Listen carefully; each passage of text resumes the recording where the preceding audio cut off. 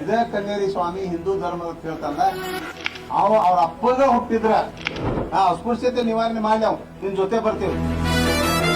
ಲಿಂಗಾಯತ ಧರ್ಮದ ಆಚರಣೆಗಳು ಏನದಾವಲ್ಲ ಎಲ್ಲ ಶೋಷಿತರನ್ನ ಒಳಗೊಂಡಂತೆ ಎಲ್ಲರನ್ನ ಎತ್ಕೊಂಡು ಅಸ್ಪೃಶ್ಯತೆ ನಿವಾರಣೆ ಮಾಡುವ ನಿಟ್ಟಿನಾಗ ಲಿಂಗಾಯತ ಧರ್ಮದ ದೇವ ಉದ್ದೇಶ ಅದಾವ. ಹಿಂದೂ ಧರ್ಮದಾಗ ಐತೇನ್ರಿ ಇದೇ ಕನ್ನೇರಿ ಸ್ವಾಮಿ ಹಿಂದೂ ಧರ್ಮದ ಹೇಳ್ತಾನಲ್ಲ ಅವ್ರ ಅಪ್ಪಗ ಹುಟ್ಟಿದ್ರ ಈಗ ಕಠಿಣವಾಗಿ ಮಾತಾನೆ ಎಲ್ಲಿ ಮಹಿಳೆಯರ ಮ್ಯಾಗ ದೌರ್ಜನ್ಯ ದಲಿತ ಮಹಿಳೆಯರ ಮ್ಯಾಗ ದೌರ್ಜನ್ಯ ಆದಾಗ ಒಂದು ಸಣ್ಣ ಸ್ಟೇಟ್ಮೆಂಟ್ ಕೊಟ್ಟಾನ.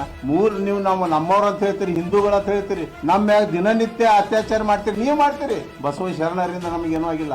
ಅವ್ರ ಹೆಸರು ಮ್ಯಾಗ ಹಾಕುವಂತ ಕನ್ನೇರಿ ಸ್ತ್ರೀಗಳದಾರಲ್ಲ ಇಂಥವ್ರದಿಂದ ನಮ್ಮ ಮ್ಯಾಗ ನಿರಂತರ ಮಹಾರಾಷ್ಟ್ರನಾಗ ಅಲ್ಲಿ ಹೇಳ್ತಾನ ಅಲ್ಲಿ ನಾ ದಲಿತರ ಅಲ್ಲಿ ಅಂತ ಹೇಳ್ತಾನ, ಅಲ್ಲೆಲ್ಲ ಮರಾಠಾಗ ಮಾತಾಡಿ ಇದು ಮಾಡ್ತಾನ. ಇಲ್ಲಿ ಏನ್ ಹೇಳ್ತಾನ ನಾನು ಬಿಜಾಪುರದಾಗ ಹುಟ್ಟೆ, ನಾನು ಇದು ಬಿಜಾಪುರ ನಿಮ್ಮದನ್ನ ನಿಮ್ಮ ಅಪ್ಪಂದು ನಿಂದು ದೊಡ್ಡ ದೊಡ್ಡ ವ್ಯಕ್ತಿಗಳು ಕೇಳ್ತಾನೆ. ನಾವು ಕೇಳ್ತೀವಿ ನಿಮ್ಮ ಅಪ್ಪಂದ ಬಿಜಾಪುರ ನಿಮ್ಮ ಅಪ್ಪಂದ ಎಲ್ಲರದು ಅದ. ಪಾಪ ಬಾಯಿ ಸತ್ತಂತ ಏನು ನಮ್ಮ ಶರಣ ಅದಾರ ಸ್ವಾಮಿಗಳದಾರ ಅವ್ರಿಗೆ ಸುಳಿ ಮಕ್ಕಳು ತಂದ್ರು, ಮ್ಯಾಟ್ಲೆ ಹೊಡ್ರಿ ಅಂದ್ರು. ನಮ್ ಬಿಜಾಪುರ ಭಾಷೆ ಅಂತ ಹೇಳ್ತಾನೆ.